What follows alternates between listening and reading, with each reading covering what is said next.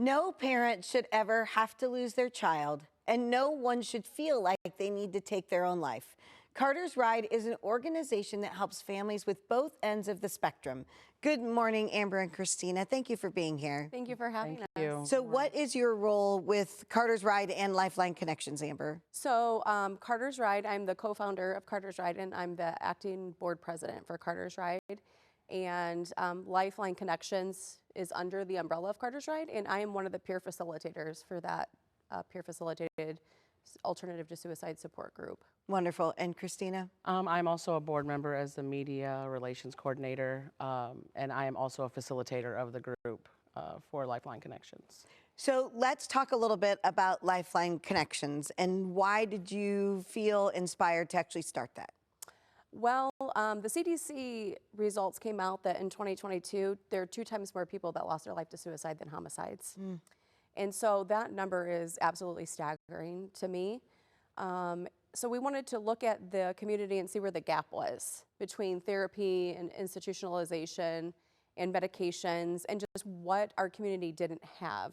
And they're lacking a peer facilitated support group. We have peer facilitated groups for Narcotics Anonymous or Alcoholics Anonymous. And there are statistics out there that when you give someone a safe space just to be able to talk about what they're going through, the chances are that the risk of them taking their own life decreases by almost 70%. Wow, that's amazing. What does it mean to you, to Christina, for being part of this? For me, it's saving lives. Even if it's one, when you give somebody a support that they need, like she said, the statistics show they're less likely to go through with that. So if we can save one life at a time, that's what it means. That's what we need to do. So you had your first meeting in March, and so tell me a little bit about that, and now because of that, you're expanding. So we are expanding. We have a lot of interest in this. Cristina is a great spokesperson. She talks to anybody on the street that she can find. I don't care if you're in law enforcement or if she's at the doctor's office. And so we are starting to meet with healthcare professionals, and we want to get first responders involved because obviously they're the ones that are going out on the scene. We have silicone bands that we would like for every first responder to wear to be able to provide that to a family, so I don't have to worry about pamphlets or cards or anything. And just to be able to be a resource for our community in that aspect. And we've had a lot of interest in this. And so it's just getting people through the door and getting people involved and volunteers. And with our expansion, we're looking for new board members. So, if there's anybody out there in the community that has, profit or nonprofit experience or business experience that can kind of lead us in the right direction and help us grow, we would just ask that they get in contact with us and see if they're a good fit for our organization. So Lifeline Connections, it's a meeting place for people to come, correct? It is. So tell me, if I was interested, who is the perfect person to attend, and what does the meeting look like? So the meeting is every Monday, every other Monday, I apologize, from 6:30 to 8 o'clock, and it meets at Cornerstone Community Fellowship Ministry Center.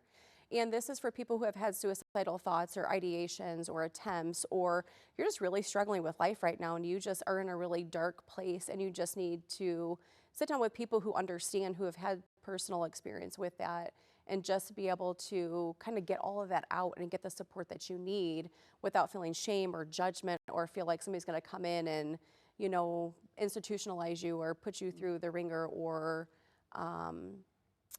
like haul you off, because sometimes that does happen and you're on a hold for 72 hours and that can be more traumatic. And so because of that, people don't open up and they kind of keep this to themselves. And through this, we really want to end the silence, and that starts with people talking and being open about where they are, and that's what saves lives. And so when you've got people that are in this group and they can sit there and say, I know what you're going through because I felt that same way, what does that mean to you to be able to have that? I think it makes all the difference because no matter what you're going through, it's like misery loves company. Yes. I hate to say that, but there are a lot of people out there that think that they're the only ones going through this. And so just to be able to rely on someone who has been through what you've been through, because I can sit with you, but if I haven't experienced what you've experienced, my words aren't going to mean a whole lot. There's a different weight that comes with having someone that has been where you are and can walk with that through you and walk beside you and can empathize with you in a different way that someone who hasn't experienced that just can't. Christina, you've been out in the community. What kind of response have you gotten? A lot of hugs. I bet. A lot of people who thank us for everything that we're doing because it is very much needed in our community right now. Like she said, the feedback is great. A lot of people want to get involved. A lot of people want to help as much as they can. And that's all we're really asking for is get the word out, let people know that they're not alone, and we're here to support them. What does it mean for you to carry on your son's legacy in this way to make sure that no parent goes through what you went through?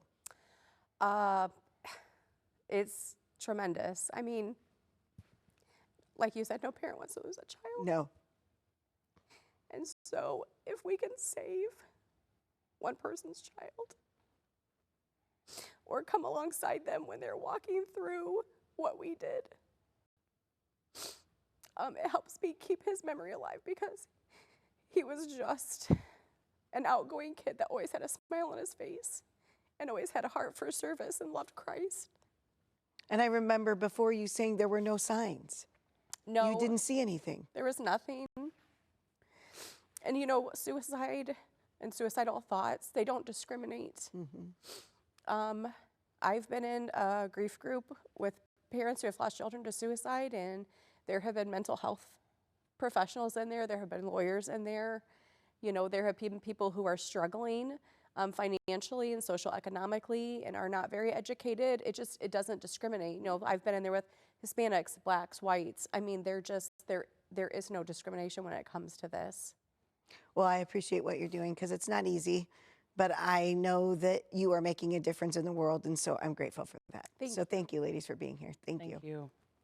If you would like to learn more about Carter's Ride or are in need of their services, just head over to cartersride.org and don't forget to follow them on Facebook.